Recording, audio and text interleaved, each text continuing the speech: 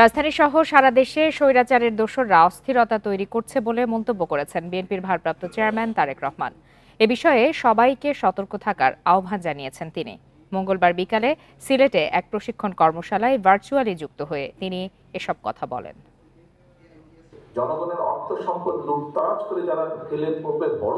সিলেট শিল্পকলা একাডেমিতে রাষ্ট্র কাঠামো মেরামতের ৩১ দফা ও জনসম্পৃক্ততা বিষয়ে কর্মশালার আয়োজন করে বিএনপির প্রশিক্ষণ বিষয়ক কমিটি। এতে প্রধান অতিথির বক্তৃতায় বিএনপির ভারপ্রাপ্ত চেয়ারম্যান বলেন, স্বৈরাচার পালিয়ে গেলেও তার দোসররা দেশে এখনো ষড়যন্ত্র করছে, তাদের বিষয়ে সজাগ থাকতে হবে। স্বৈরাচার পালিয়ে যাবার পরেও মাথাটা গিয়েছে, লেজ কিন্তু রয়ে গিয়েছে এবং লেজগুলা কিন্তু বদমাশি শুরু করেছে। গত 2 দিনের বিভিন্ন পত্রপত্রিকাগুলো আপনারা দেখেন, ঢাকা শহর সহ বিভিন্ন জায়গায় আপনারা নিউজগুলো দেখেন। এটা বোঝার জন্য কোনো খুব বুদ্ধিমানের হওয়ার প্রয়োজন নেই। স্বাভাবিকভাবেই আপনারা নিউজগুলো পড়লে, একটা পত্রিকা পড়লে আপনারা বুঝতে পারবেন কোথায় জানি কিছু একটা হচ্ছে। কাজেই যারা ষড়যন্ত্র করছে তারা কিন্তু বসে নেই। এদিকে বিকেলে রাজধানীর গুলশানের এক হোটেলে বিএনপির ভারপ্রাপ্ত চেয়ারম্যান তারেক রহমানকে নিয়ে লেখা বইয়ের প্রকাশনী অনুষ্ঠানে গণমাধ্যমের ওপর হামলার নিন্দা জানান বিএনপি মহাসচিব। তিনি বলেন, অন্তর্বর্তী সরকার ব্যর্থ হলে দেশও ব্যর্থ হবে। দুর্ভাগ্যক্রমে আজকে একটা ভয়াবহ কাজ শুরু হয়েছে, যেটা হচ্ছে সংবাদপত্রের উপরে আঘাত। কিছু সংখ্যক হটকারী, কিছু সংখ্যক উস্কানিদাতা তারা বিভিন্নভাবে এই সংবাদপত্রের স্বাধীনতাকে বিঘ্নিত করবার চেষ্টা করছেন। এই ভয়াবহ আত্মহননের কাছ থেকে সরে আসুন। গণতন্ত্রকামী সবাইকে বিভেদ ভুলে ধৈর্য ধরার আহ্বান জানিয়ে ষড়যন্ত্র মোকাবেলায় সতর্ক থাকার তাগিদ দেন বিএনপির মহাসচিব। পেছনে থেকে তারা এই দেশকে আবার অস্থির করে তুলছে। Jahanara Parvin, independent news, Dhaka. আইনশৃঙ্খলা পরিস্থিতি স্বাভাবিক রাখতে ঢাকা ও চট্টগ্রামে 10 প্লাটুন বিজিবি সদস্য মোতায়েন করা হয়েছে। মঙ্গলবার বিকালে এক বার্তায় বিজিবি সদস্যদের মোতায়েনের কথা জানান বাহিনীর জনসংযোগ কর্মকর্তা মোহাম্মদ শরীফুল ইসলাম।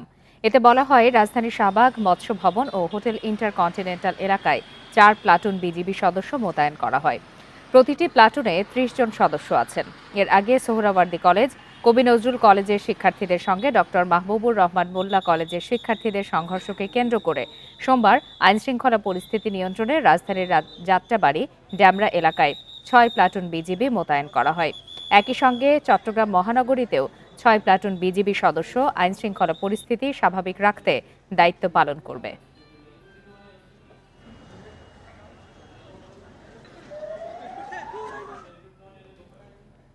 সনাতনী জাগরণ মঞ্চের মুখপাত্র চিন্ময় কৃষ্ণ দাসের জামিন নামঞ্জুর করে তাকে কারাগারে পাঠানোর নির্দেশের পর চট্টগ্রামে বিক্ষোভ করেছে তার অনুসারীরা। এ সময় পুলিশের সঙ্গে চিন্ময় অনুসারীদের সংঘর্ষে এক আইনজীবী নিহত হন। চট্টগ্রাম মেট্রোপলিটন ম্যাজিস্ট্রেট আদালতে জামিন নামঞ্জুর হওয়ার পর আদালত থেকে কারাগারে নেয়ার সময় চিন্ময় কৃষ্ণকে বহনকারী প্রিজন ভ্যান আটকে রাখেন তার ভক্তরা। এক পর্যায়ে পুলিশের সঙ্গে সংঘর্ষে জড়ায় তারা। এ সময় হামলায় নিহত হন সহকারী পিপি সাইফুল ইসলাম। প্রতিবাদে আগামীকাল চট্টগ্রাম আদালতে কর্মবিরতি পালনের ঘোষণা দিয়েছে জেলা আইনজীবী সমিতি। এর আগে বেলা 11টায় চিন্ময় কৃষ্ণ দাসকে কড়া নিরাপত্তায় আদালতে হাজির করা হয়।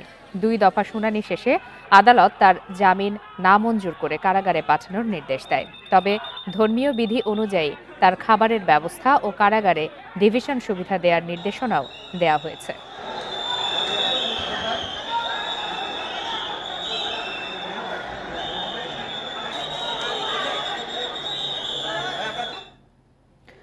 চট্টগ্রামে আইনজীবী সাইফুল ইসলাম আলিফের মৃত্যুর প্রতিবাদে রাজধানীর বিজয়নগর এলাকায় আলোর মিছিল করেছে গণ অধিকার পরিষদ।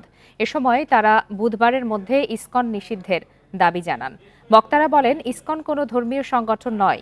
শেখ হাসিনা ভারতে বসে ইসকনের মাধ্যমে বাংলাদেশে বিশৃঙ্খলা তৈরির চেষ্টা করছেন। তারা হিন্দু ধর্মাবলম্বী ও মুসলিমদের মাঝে দাঙ্গা তৈরির ষড়যন্ত্র করছেন। সব ধর্মের মানুষকে এসব ফাঁদের বিষয়ে সচেতন থাকার আহ্বান জানান গণ অধিকার পরিষদের নেতারা। আওয়ামী লীগ সরকারের পতনের পর দলটির নেতাকর্মীদের ছেড়ে দেয়ায় এই পরিস্থিতি তৈরি হয়েছে বলে অভিযোগ গণ অধিকার পরিষদের। এদিকে বর্তমান সরকারে থাকা আওয়ামী লীগের দোসরদের 15 ডিসেম্বরের মধ্যে অপসারণের দাবিও জানান তারা।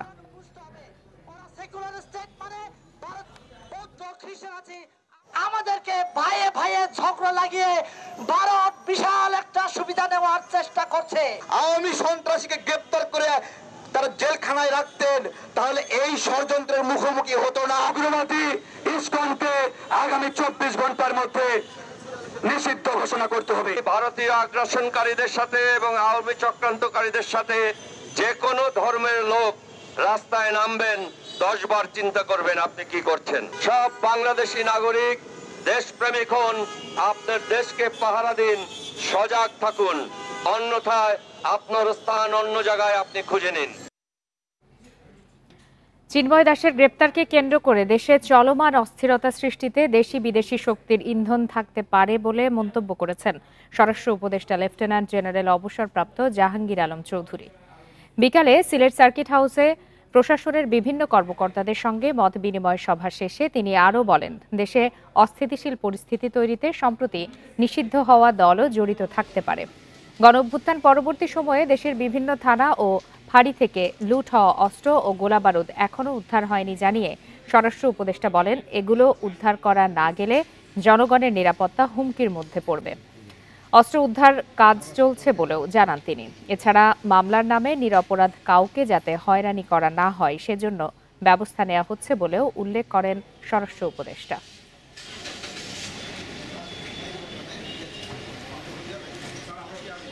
এটার ক্ষেত্রে আমার মনে হয় কিছু ইন্ধন, বাইরেরও কিছু হয়তো ইন্ধন আছে, এবং দেশেও অনেক দুই একটা পার্টি আছে যে তাদের থেকে হয়তো কিছু ইন্ধন আছে। আবার ধরেন যে যাদের আমরা ব্যান করে দিছি তাদের থেকে হয়তো কিছুটা ইন্ধন আছে। কোনো সম্প্রদায়ের নেতা হিসেবে নয়, রাষ্ট্রদ্রোহিতার মামলায় গ্রেপ্তার করা হয়েছে চিন্ময় কৃষ্ণ দাসকে। সকালে রংপুরের পীরগাছায় শীতবস্ত্র বিতরণ অনুষ্ঠানে একথা জানিয়েছেন উপদেষ্টা আসিফ মাহমুদ। সাংবাদিকদের প্রশ্নের উত্তরে স্থানীয় সরকার, পল্লী উন্নয়ন ও সমবায় উপদেষ্টা বলেন, দেশে বিশৃঙ্খলা সৃষ্টিকারীদের কোনো ছাড় দেয়া হবে না। কোনো সম্প্রদায়ের মানুষই যাতে নিরাপত্তাহীনতায় না ভোগে সেই ব্যবস্থা নেয়ার কথাও জানান তিনি। বলেন, সম্প্রতি ঢাকায় আন্দোলনের নামে যারা অস্থিতিশীল পরিবেশ সৃষ্টির চেষ্টা করছে তাদের গ্রেপ্তার করা হচ্ছে।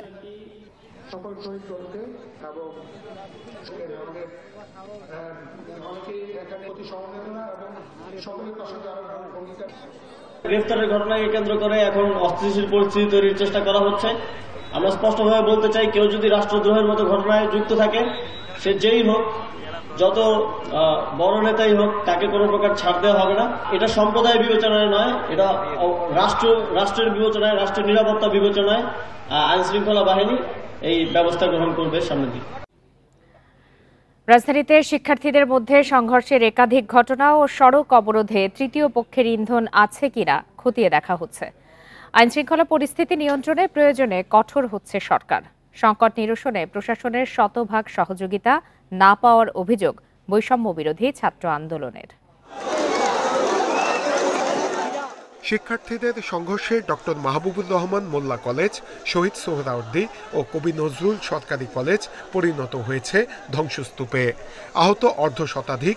এর আগে সরকারি তিতুমির কলেজের শিক্ষার্থীরা বিশ্ববিদ্যালয়ের দাবিতে সড়ক অবরোধ করে।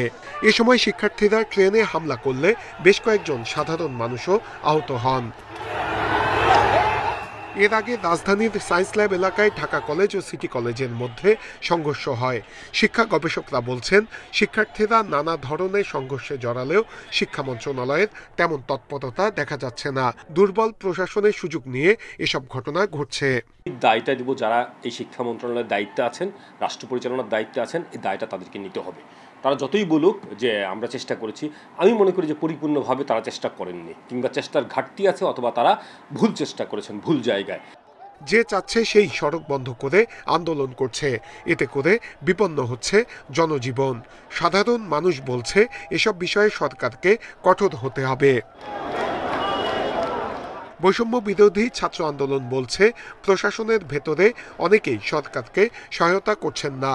এর ফলে এসব সংঘর্ষ ঠেকানো যাচ্ছে না। যে এখানে প্রশাসনের সর্ষের ভিতরে ভূত অবশ্যই আছে, কারণ বিভিন্ন প্রতিষ্ঠানের যারা শিক্ষক শিক্ষার্থী আছে তারা কিন্তু আমাদেরকে জানিয়েছে যে তারা যথাসময়ে কিন্তু প্রশাসনকে জানানোর পরও তারা যে কুইক রেসপন্স করা দরকার ছিল সেটি করেনি। প্রধান উপদেষ্টার কার্যালয় বলছে এসব বিষয়ে কঠোর হবে সরকার। সংঘর্ষের ঘটনায় তৃতীয় কোনো পক্ষের ইন্ধন আছে কিনা তা তদন্ত করে দেখা হবে। ভায়োলেন্সগুলো হয়েছে, আমরা সেগুলো ইনভেস্টিগেট করছি, কারা কারা ইনভলভ ছিল। আপনি দেখেছেন যে কয়েকজনকে খুব ব্রুটালি বিটিং করা হচ্ছে এবং অনেকে দেখেছেন যে লুঙ্গি পরাও ছিল। তো আমরা দেখছি যে এরা আসলে স্টুডেন্ট কিনা এবং এই পিছনে কোনো ইন্ধন ছিল কিনা। প্রশাসনে গতি আনতে সব ধরনের উদ্যোগ নেওয়া হচ্ছে বলেও জানিয়েছে কর্তৃপক্ষ। নূরে আলম, ইন্ডিপেন্ডেন্ট নিউজ, ঢাকা। পরপর দুইবারের বেশি প্রধানমন্ত্রী নয়, সংসদে উচ্চকক্ষ এবং উপপ্রধানমন্ত্রী পদ সৃষ্টি চেয়ে সংবিধান সংশোধনের প্রস্তাব দিয়েছে বিএনপি। এছাড়া তত্ত্বাবধায়ক সরকার ব্যবস্থা অন্তর্ভুক্ত করারও প্রস্তাবনা ছিল দলটির। সকালে জাতীয় সংসদ ভবনে সংবিধান সংস্কার কমিশনের প্রধান আলী রিয়াজের কাছে লিখিত প্রস্তাবটি জমা দেন বিএনপি নেতা সালাউদ্দিন আহমেদের নেতৃত্বে 2 সদস্যের প্রতিনিধি দল। সংবিধান সংস্কার নিয়ে দলের প্রস্তাব জমা দিতে বুধবার সকাল 11টায় জাতীয় সংসদ ভবনে আসেন বিএনপির স্থায়ী কমিটির সদস্য সালাউদ্দিন আহমেদের নেতৃত্বে 2 সদস্যের প্রতিনিধি দল। সংবিধান সংস্কার কমিশনের প্রধান আলী রিয়াজের কাছে দলের লিখিত প্রস্তাব জমা দেন সালাউদ্দিন আহমেদ। তিনি জানান, সংবিধান পুনর্লিখন নয়, সংশোধনের প্রস্তাবনা দিয়েছে তার দল। পঞ্চদশ সংশোধনী বাতিল ও তত্ত্বাবধায়ক সরকার ব্যবস্থা ফিরিয়ে আনা, উপরাষ্ট্রপতি পদ সৃষ্টি, বিচার বিভাগ ও নির্বাহী বিভাগের পৃথকীকরণ সহ অনেকগুলো বিধানের প্রস্তাব রাখা হয়েছে। সংবিধান সংশোধনের প্রস্তাব করেছি আমরা ব্যাপক ভিত্তিক, যাতে এটা গণতান্ত্রিক সংবিধান সংশোধন হয় এবং জনগণের আকাঙ্ক্ষা পূরণ হয়। সংবিধান সংস্কার কমিশন তাদের রিকমেন্ডেশনসগুলো সরকারের কাছে প্রদান করবেন এবং অন্তর্বর্তীকালীন সরকারের মাননীয় প্রধান উপদেষ্টা বলেছেন যে তারপরে উনি সবার সাথে আলোচনা করবেন। এদিকে সংবিধান সংস্কার কমিশন জানিয়েছে, এ পর্যন্ত তাদের ওয়েবসাইটে 47,000 মানুষ বিভিন্ন প্রস্তাব ও মতামত দিয়েছেন। বিএনপির পক্ষ থেকে তাদের প্রস্তাবগুলো আমাদের দেয়া হয়েছে। এটা লিখিত প্রস্তাব, নিশ্চয়ই আপনারা অনুমান করতে পারছেন আমরা এখন পর্যন্ত সেটা পড়িনি, ফলে তাদের প্রস্তাবগুলির বিষয়ে তো মন্তব্য করা সম্ভব নয় আমার পক্ষে যতক্ষণ আমরা পড়ছি। এছাড়া 28টি সংগঠন, 23 জন সুশীল সমাজের প্রতিনিধি, 5 জন সংবিধান বিশেষজ্ঞ, 10 জন তরুণ চিন্তাবিদের সাথে মতবিনিময় করেছে কমিশন। সংবিধান সংস্কার কমিশনের প্রধান জানিয়েছেন, সবার মতামত যাচাই বাছাই ও বিশ্লেষণ করছে কমিশন। Jahanara Parvin, independent news, Dhaka. ফ্যাসিবাদের দোসররা বিভিন্ন মিডিয়ায় রয়ে গেছে বলে মন্তব্য করেছেন তথ্য ও সম্প্রচার উপদেষ্টা নাহিদ ইসলাম। বলেন, তাদের বিষয়ে সিদ্ধান্ত প্রতিষ্ঠানকেই নিতে হবে। প্রত্যাশা অনুযায়ী গণমাধ্যমের সহায়তা না পাওয়ার অভিযোগও করেন তিনি। গণমাধ্যমের ওপর কোনো বাধা নিষেধ থাকবে না এবং কোনো হামলা মেনে নেওয়া হবে না বলেও জানান তিনি। দুপুরে সচিবালয়ে ডিআরইউ এর নেতাদের সাথে সৌজন্য সাক্ষাৎ শেষে এসব কথা বলেন উপদেষ্টা। চলতি সপ্তাহের শুরুর 2 দিন ব্যাপক সংঘর্ষ হয় রাজধানীর 3 কলেজের শিক্ষার্থীদের মধ্যে। আহত হয় অনেকে, ভাঙচুরে কলেজ পরিণত হয় ধ্বংসস্তূপে। রিপোর্টার্স ইউনিটির নেতাদের সাথে সাক্ষাতে তথ্য ও সম্প্রচার উপদেষ্টা নাহিদ ইসলাম বলেন, গতকালকের মতো পরিস্থিতি বেশি দিন থাকবে না। দেশের আইন শৃঙ্খলা পরিস্থিতির পরিবর্তন হবে। পুলিশ ব্যবস্থাপনায় পরিবর্তন আনতে চায় সরকার, সে কারণেই সংস্কার কমিশন গঠন করা হয়েছে বলে জানান তিনি। ফরমাল সুপারিশ তারা করবেন, সেই অনুযায়ী পরিবর্তন হবে।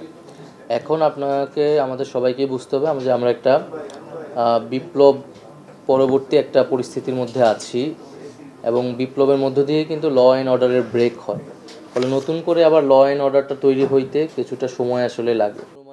এখনো অনেক গণমাধ্যমেই ফ্যাসিবাদের দোসররা রয়ে গেছে, তাদের বিষয়ে সিদ্ধান্ত প্রতিষ্ঠানকেই নিতে হবে। একই সাথে আগের ভূমিকার জন্য জনগণের কাছে ক্ষমা চাইতে আহ্বান জানান তথ্য উপদেষ্টা। শুনেছি অনেকেই কাজ করতেছেন। বিগত 16 বছরের সাংবাদিকতা, গণমাধ্যমের ভূমিকা আসলে কি ছিল, কেমন ছিল, কারা কারা আসলে জনগণের বিপক্ষে অবস্থান নিচ্ছে, এটা সুস্পষ্ট থাকা উচিত জনগণের কাছে আসলে। এবং যদি কেউ ভুল করে থাকে, যদি কেউ পরিস্থিতির শিকার হয়ে থাকে, সে ক্ষমা প্রার্থনা করবে, মানুষের কাছে সেই কথাটা বলতে হবে। গণমাধ্যম সংস্কার কমিশনের কাছ থেকে প্রতিবেদন পাওয়ার পর সবার সাথে আলোচনা করে কিছু সিদ্ধান্ত নেওয়া হবে বলেও জানান নাহিদ ইসলাম। কোনো গুজব না ছড়াতেও আহ্বান জানান তিনি। গঠনমূলক সমালোচনা প্রত্যাশা করি। সুলতানা জাহান মিতু, ইন্ডিপেন্ডেন্ট নিউজ, ঢাকা। শাপলা চত্বরে সমাবেশে গণহত্যার অভিযোগে এবার আন্তর্জাতিক অপরাধ ট্রাইব্যুনালে অভিযোগ দায়ের করেছে হেফাজতে ইসলাম। মঙ্গলবার ট্রাইব্যুনালে অভিযোগ জানান সংগঠনটির জ্যেষ্ঠ নেতারা। এতে শেখ হাসিনা, বেনজির আহমেদ, তুরিন আফরোজ, মুন্তাসির মামুন, মোহাম্মদ জাফর ইকবাল সহ ৫০ জনকে আসামি করা হয়েছে। শিগগিরই শুরু হবে তদন্ত, জানিয়েছে প্রসিকিউশন। ধর্ম অবমাননার সর্বোচ্চ শাস্তি মৃত্যুদণ্ড সহ ১৩ দফা দাবিতে ২০১৩ সালের ৫ মে মতিঝিলের শাপলা চত্বরে জড়ো হয় হেফাজতে ইসলামের লাখো কর্মী সমর্থক।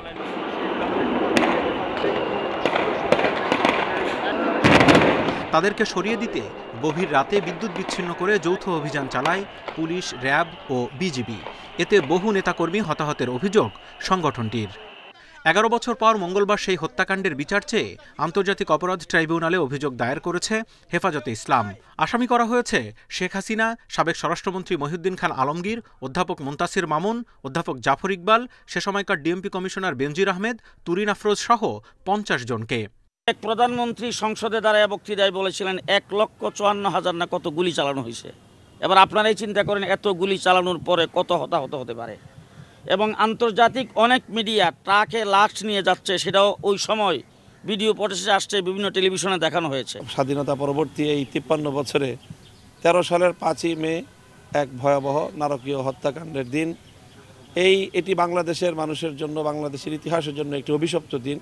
শহীদ পরিবারের আপনজন, শহীদদের স্ত্রী, শহীদদের সন্তানেরা তাদের আপনজন শহীদ হওয়ার পর তারা তাদের আপনজনদের লাশটুকু পর্যন্ত খুঁজে পায়নি।